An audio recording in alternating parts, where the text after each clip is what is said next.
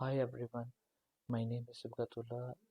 My PhD project is the part of the BMBF project, Rhizosphere processes and yield decline in wheat crop rotations. I would like to include few results what I have achieved so far. Wheat is one of the most important staple crop all over the world in terms of crop area. The growth rate of wheat has increased linearly in order to cope the surging food demand and improve food security. However, at present, the wheat production is lower than the population growth. This can be attributed to increase in portions of self-sequence of wheat in crop rotations.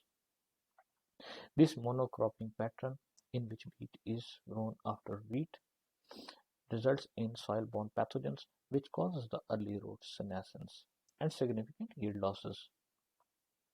Modeling is the good approach to foresee the effect of non-favorable crop rotations and to predict and determine the different rhizosphere processes and functional root senescence. The functional structural plant model which I used in my study is Sibghat box model. In this animation, I show the root growth of the standard and the SNES root system over the creation time starting from 0 days to 240 days, and we can clearly see that the SNES root system is relatively shorter in length than the standard one. So now the question comes how I induce the early root senescence in my model.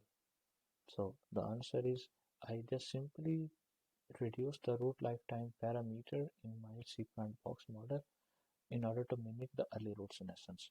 So the idea behind is that as soon as the infection happens, it stops the further root growth. In the next slide, we would see the different root measures.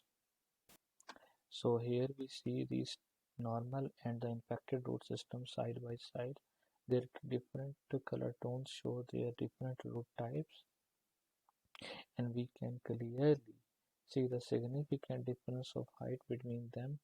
And on the right side, we can see the different root system measures. And if we see that the values for the standard root system for each root system measure is more than when we see for the SNES root systems. After including the early root senescence in our root architecture model, now I am interested to see the root water uptake simulation for both the standard and the SNES root system by using the Dumux-Rossi model. For this, we need basically the three inputs: root architecture, soil information, and the climate data.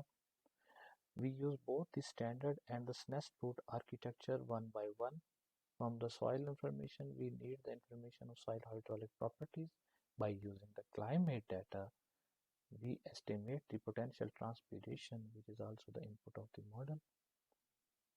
During the field scale simulation, we couple the soil domain with the root system in such a way that the soil domain is kept periodic.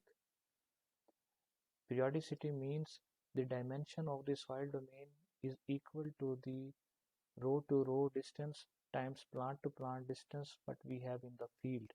Periodicity means the root segment leaving from one side of the periodic domain is entering from the other side of the periodic domain. The model outcome shows the result of the water dynamics in soil and root.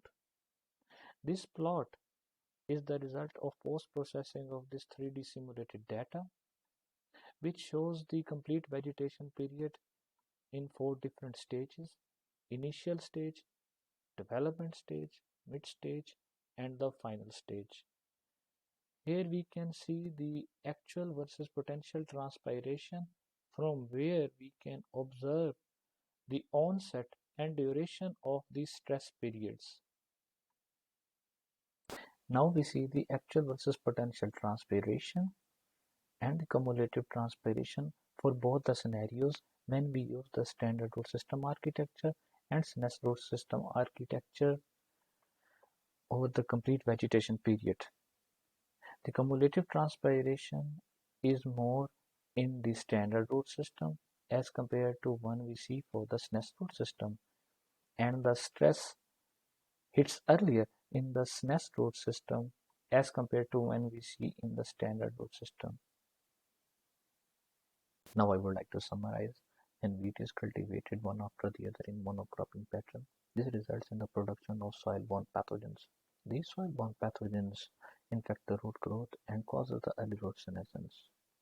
The root lifetime parameter in the model is reduced in order to mimic the early root senescence. The idea is that as soon as the infection happens, it stops the further root growth.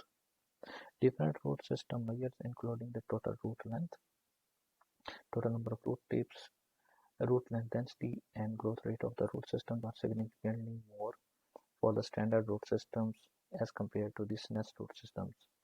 The root water uptake simulations for both the standard and the SNES root systems are performed on the field scale and over the complete vegetation period. The results of root water uptake simulations, which I have shown for this particular scenario, indicates that the standard root system does the more water uptake as compared to the SNES root systems, and there is longer duration of this water stress for the SNES root systems as compared to the standard root systems, and water stress also hits earlier to the SNES root systems as compared to the standard root system. These results may differ as soon as I include the multi-scale model for the root water uptake simulations, and I also optimize the root system parameters against the available field data, which is my ongoing activity. Thanks for your attention. For questions, please let me know on this email address.